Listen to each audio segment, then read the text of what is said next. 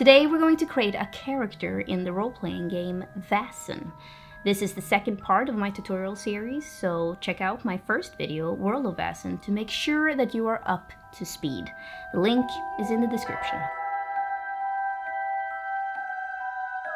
Now, I'll get started with a brand new character. She lives in Uppsala, which is where the game takes place in the core rulebook, but of course, if your player character is going to find themselves in some other part of the world, feel free to make your adjustments accordingly.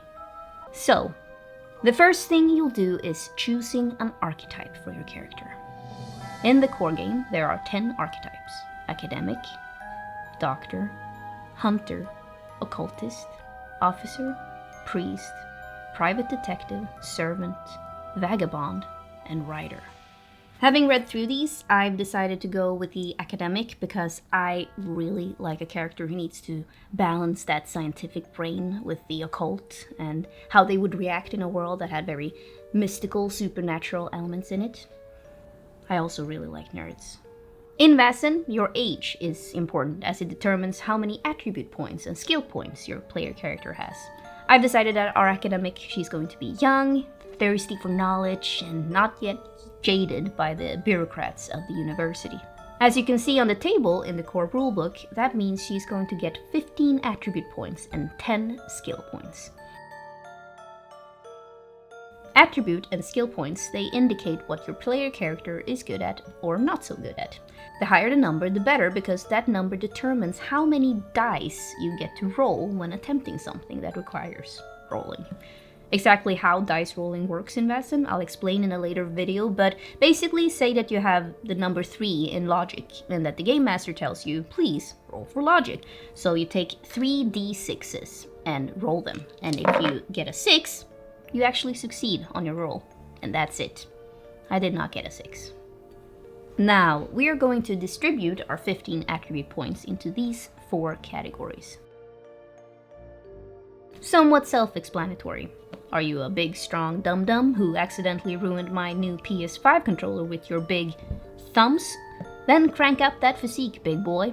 Perhaps you know how to aim really well, then precision is for you, baby.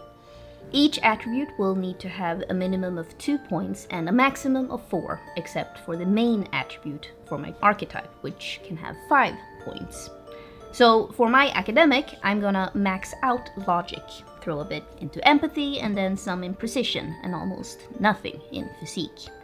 And then we're gonna do the same with skills. There are 12 skills in the core rulebook, and they are all listed in the skills chapter. I would look through that and see the benefit of each skill. I've decided my academic, she's gonna be pretty good at learning. She's gonna have some in observation, definitely some in manipulation and stealth, and 1 point in investigation. And there we go. So let's figure out how rich we are. In Vaesen, it's called resources. The academic starts out as financially stable, which means she has resource level 4. But before the game starts, I can spend skill points to raise this to a level 5 or even a level 6. So what does having resources mean? Well, it means that you can spend money to solve your problems, similar to the real world. But can money buy love? Anyway, you can read more about how to use your resources for equipment and other things on page 73 in the core rulebook. And now it's time to choose a talent. Similar to the skills, there's a whole chapter devoted to these, and they are additional tricks and traits our player character can have, and that can be used throughout the game to get out of sticky situations. For our academic, who I now realize does not have a name yet, I've chosen the talent Bookworm. Our academic, who I now officially name Gabriella Ståhl, she's motivated by finding out the truth. She's a scientist through and through, and this unseen world, these Vaesen, she believes that they are meant to be studied. Her trauma is tied to the first time that she encountered a Vaesen. When she was 5 years old, on a warm summer's day, she was sitting by a river close to her parents' house, and then she saw something. A woman in the water smiling at her. Pale and terrifying, the woman's features were twisted, but Gabriella could not look away. In fact, a force pulled her closer and closer to the water until she fell in and was dragged down into the deep.